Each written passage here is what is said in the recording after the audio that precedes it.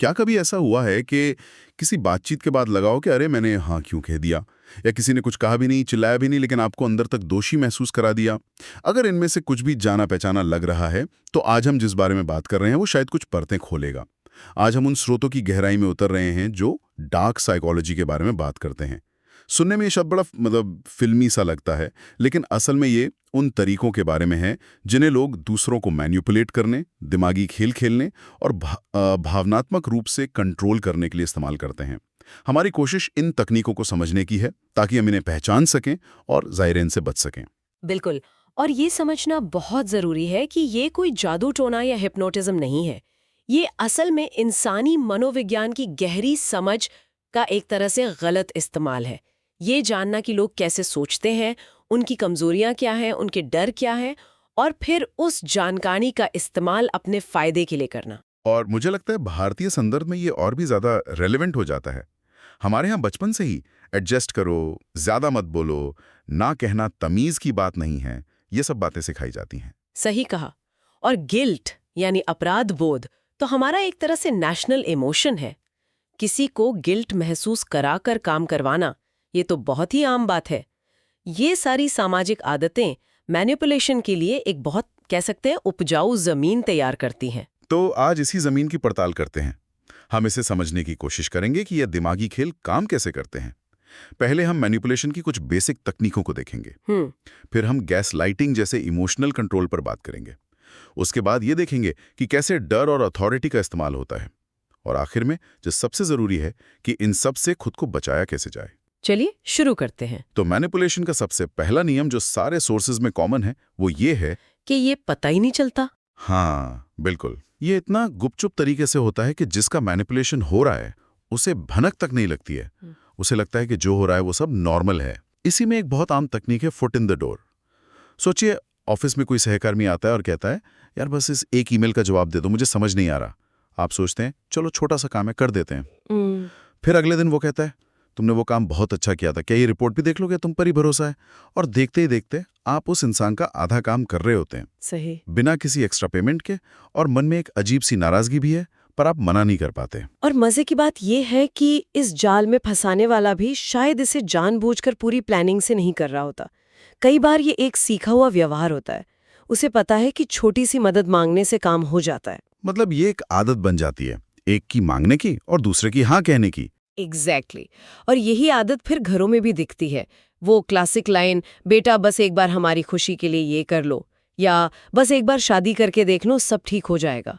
वो एक बार, एक छोटी सी हाँ होती है जो धीरे धीरे आपकी पूरी जिंदगी के फैसलों पर हावी हो जाती है। ये तो बहुत ही सटीक बात है। अच्छा, एक और तकनीक है जिसका जिक्र है रेसिप्रोसिटी ट्रैप, यानी पारस्परिकता का जाल। इसका मतलब है कि कोई आपके लिए बिना मांगे कुछ करता है, एक एहसान, और फिर आप एक अदृश्य कर्ज के नीचे दब जाते हैं। और हमारे समाज में तो एहसान का कल्चर बहुत मजबूत है। हमने तुम्हारे लिए इतना कुछ किया है, ये लाइन अपने आप में एक हथियार है। कोई रिश्तेदार फोन करके याद दिलाएगा, मैं तुम्हारे लिए उस मुश्किल समय में खड़ा था, तुम्हें भूलना नहीं चाहिए। या कोई बॉस प्रमोशन के बाद कहेगा, देखो मैंने तुम्हें इतना बड़ा मौका दिया। यानी ये एक तरह का इमोशनल बैंक अकाउंट है, जहां मैनिपुलेटर पहले कुछ अच्छाई डिपॉजिट करता है ताकि वो बाद में अपनी मर्जी से अपने हिसाब से उसे ब्याज समेत विड्रॉ कर सके। बिल्कुल सही पकड़ा।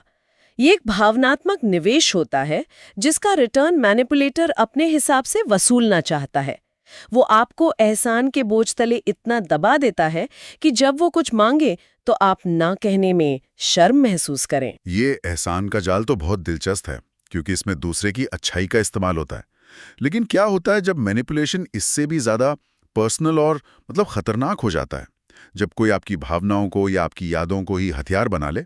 मेरे ख्याल से यहीं पे गैसलाइटिंग जैसा कॉन्सेप्ट आता है। हाँ, और गैसलाइटिंग एक ऐसा शब्द है जो आजकल बहुत इस्तेमाल होता है, पर इसका असली मतलब गहरा है। इसका सीधा सा मतलब है किसी को उसकी ही सच्चाई पर, उसकी ही यादों पर, उसकी ही समझ पर शक करने पर मजबूर कर देना। इसे कोई कैसे करता है? कोई किसी की रियलिटी को बदल कैसे सकता है? हो इतना तो कुछ था ही नहीं। और सबसे कॉमन वाला, हाँ, तुम हमेशा छोटी सी बात पर जरूरत से ज्यादा रिएक्ट करते हो, तुम ओवर सेंसिटिव हो। ये सुनने में इतना भारी लगता है। ये सोचना कि कोई जानबूझकर आपको आपकी ही रियलिटी पर शक करवा सकता है, इट्स डीपली अनसेटलिंग। इसके उदाहरण तो हर जगह दिखते होंगे। कोई टॉक्सिक पार्टनर जो अपनी गलती मानने की बजाय हमेशा सारा दोष आप पर डाल दे, या वो रिश्तेदार जो सबके सामने आपका मजाक उड़ाए और जब आप नाराज हो तो कहे, अरे हम तो मजाक कर रहे थे, तुम तो सीरियस हो गए। बिल्कुल। या फिर वो बॉस जो आपकी मेहनत का क्रेडिट खुद ले ले और अगर आप कुछ कहें तो आपको ये गलत ठहरा दे कि तुम टीम प्लेयर नहीं हो। इसका असर बहुत धीमा और कह सकते हैं जहरीला होता है। धीरे धीरे इंसान हर बात के लिए माफी मांगने लगता है। उसे लगता है हर गलती उसी की है। वो हमेशा एक भ्रम, एक कंफ्यूजन की स्थिति में रहता है। इसका मतलब ये हुआ कि अगर किसी रिश्ते में मैं लगातार कंफ्यूज्ड महसूस कर रहा हूं, तो ये मेरी समझने की कमी नहीं बल्कि एक चेतावनी है कि कुछ गड़बड़ है। बिल्कुल। Confusion in a relationship is almost never a good sign. It's a tactic. अगर कोई आपको अपनी ही सोच पर शक करने पर मजबूर कर रहा है तो वो एक बहुत बड़ा रेड फ्लैग है।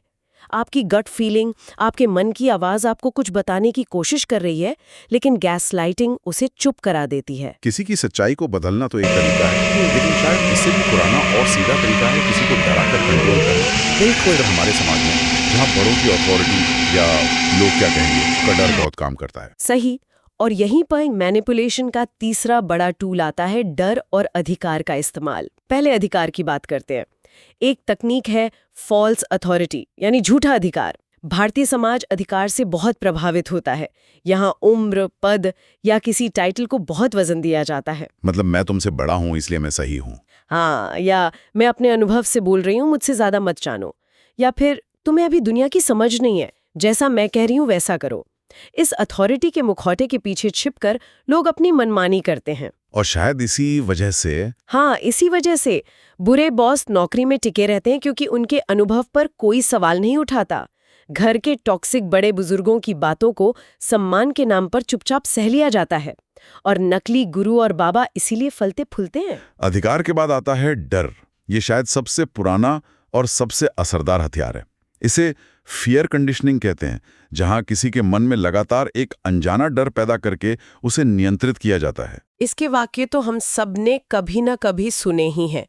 अगर ये काम नहीं किया तो सोच लेना क्या होगा। या भारतीय समाज का सबसे बड़ा डर, लोग क्या कहेंगे। हाँ, लोग क्या कहेंगे तो सबसे बड़ा डर है। ऑफिस में सुनने को मिलता है ये बात बाहर गई तो करियर खराब हो जाएगा। इसमें सबसे खतरनाक बात क्या है? सबसे खतरनाक बात यह है कि डर आपके तर्क करने की क्षमता को खत्म कर देता है। Logic dies when fear takes over. जब इंसान डर जाता है तो वो सही गलत नहीं सोचता, वो बस उस डर से बचना चाहता है और इसी हालत में वो कुछ भी करने को तैयार हो जाता है। एक सीधा सा सच है जिसे गांठ बांध लेना चाहिए। जो आपको डराकर नियंत्रण करे वो आपका भला कभी नहीं चाहता। ठीक है, तो हमने मैनिपुलेशन के तरीकों को समझा, गैस लाइटिंग के खतरे को देखा और डर और अथॉरिटी के खेल को भी पहचाना। ये सब सुन के थोड़ा भारी भी लग रहा है। तो अब सबसे जरूरी सवाल पर आते हैं, इनसे खुद को बचाना कैसे जाए? क्या कोई तरीका है? हाँ, और अच्छी बात यह है कि तरीके बहुत प्रैक्टिकल हैं। जो सोर्सेज हमने देखे हैं वो इनसे बचने के तरीकों को शील्ड्स या ढाल कहते हैं। ये वो मानसिक ढाल है जो हमें इन हमलों से बचा सकती हैं। ओके, तो पहली शील्ड क्या है? पहली और शायद सबसे असरदार शील्ड है धीमी प्रतिक्रिया का नियम, the rule of slow response. आप अगर ध्यान दें तो मैनिपुलेटर हमेशा जल्दी में होता है। वो आपको सोचने का समय नहीं देना चाहता। अभी फैसला लो, तुरंत बताओ, ये आखिरी मौका है। वो एक प्रेशर बनाता है। हाँ, ताकि आप घबराकर हाँ बोल दें। एग्जैक्टली। इसका सबसे अच्छा बचाव है एक पल रुककर शांति से ये कहना, मुझे इस पर सोचना पड़ेगा, या मैं आपको सोचकर बताती हूँ। ये छोटा सा वाक्य जादू की तरह काम करता है। ये आपको उस प्रेशर से तुरंत बाहर निकालता है और कंट्रोल वापस आपके हाथ में दे देता है। अरे, ये तो बहुत आसान और पावरफुल है। सिर्फ सोचकर बताता हूँ कहने से ही पूरा पावर डायनामिक बदल जाता है। आप तुरंत जवाब देने के दबाव से बाहर आ जाते हैं। कमाल है। दूसरी शील्ड क्या है? दूसरी शील्ड खास तौर पर गैसलाइटिंग से बचने के लिए है। इसे कहते हैं लिखित स्पष्टता या रिटन क्लैरिटी। जब कोई आपकी यादों को ही बदलने की कोशिश कर रहा हो तो आपके पास एक मजबूत सबूत होना चाहिए जो आपकी तरफ से खड़ा हो सके। इसका मतलब है चीजों को लिखना। हाँ, अगर कोई ज़रूरी बातचीत हो रही है, खासकर प्रोफेशनल सेटिंग में, तो उसे एक समरी ईमेल के जरिए रिकॉर्ड कर लें। Just to confirm we discussed A, B and C। Personal रिश्तों में आप अपनी डायरी में लिख सकती हैं, ये लड़ाई की तैयारी नहीं है, ये अपनी मानसिक शांति के लिए है। सही। ये वास्तविकता का एक बाहरी रिकॉर्ड बनाना है। जब चीजें लिखी होती हैं तो उन्हें झुटलाना या बदलना बहुत मुश्किल हो जाता है।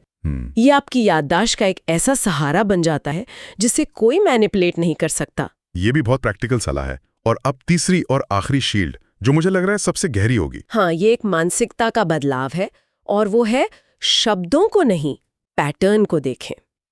मैनिपुलेटर के शब्द अक्सर बहुत मीठे, लुभावने और तर्कसंगत हो सकते हैं। वो शानदार माफी मांग सकते हैं, बड़े बड़े वादे कर सकते हैं, लेकिन हमें शब्दों के जाल में नहीं उलझना है। तो अगर शब्दों पे भरोसा नहीं करना तो किस पर करें? उनके व्यवहार के पैटर्न पर। असली कहानी वहीं छिपी होती है। क्या वो व्यक्ति बार बार वही गलती करता है और फिर उतनी ही शिद्दत से माफी मांग लेता है? क्या उसकी मीठी बातों के बाद हमेशा कोई ना कोई मांग आती है? क्या वो वादे करता है पर कभी निभाता नहीं? हमें खुद से कुछ सवाल पूछने चाहिए। क्या ये व्यक्ति मुझे लगातार कमजोर, छोटा या कंफ्यूज्ड महसूस कराता है? क्या मैं इससे मिलने के बाद हमेशा थका हुआ और इमोशनली ड्रेन्ड महसूस करती हूँ? वाह, मतलब एक्शन शब्दों से ज्यादा जोर से बोलते हैं, ये वही बात हुई। पैटर्न ही असली सच्चाई बताते हैं, शब्द नहीं। बिल्कुल, शब्द धोखा दे सकते हैं, पैटर्न कभी नहीं देते। तो आज की इस पूरी बातचीत का सार यही निकलता है कि डार्क साइकोलॉजी की असली शक्ति अज्ञानता में है, हमारी अज्ञानता में। शक्ति उसके पास होती है जो जागरूक होता है, जो इन पैटर्न्स को पहचानता है, जिसे पता है कि उसके साथ क्या खेल खेला जा रहा है। उसे नियंत्रित करना लगभग नामुमकिन हो जाता है। मैं इसमें बस एक बात और जोड़ना चाहूंगी। इस जानकारी का मकसद दुनिया को शक की निगाह से देखना या हर किसी से डरना नहीं है। इसका मकसद खुद को मजबूत बनाना है, अपनी बाउंड्रीज को समझना है। जब आप इन तकनीकों को जान लेते हैं तो आप ज्यादा सतर्क और ज्यादा सुरक्षित हो जाते हैं। आप भावनाओं में बहने की बजाय सोच समझकर फैसले ले पाते हैं। और इस बातचीत को खत्म करते हुए हम अपने श्रोता के लिए एक सवाल छोड़ना चाहते हैं। जिन स्रोतों को हमने देखा उनमें उन करिश्माई लोगों का भी जिक्र है जो बिला ज्यादा बोले ही एक पूरे कमरे का ध्यान या कंट्रोल अपने हाथ में ले सकते हैं। सोचने वाली बात यह है, क्या ये करिश्मा भी शक्ति का एक रूप है जिसे हम अक्सर अपने आसपास देखते हैं? और ये उन सीधी सादी मैनिपुलेशन तकनीकों से कैसे अलग काम करता है जिनकी चर्चा हमने आज की?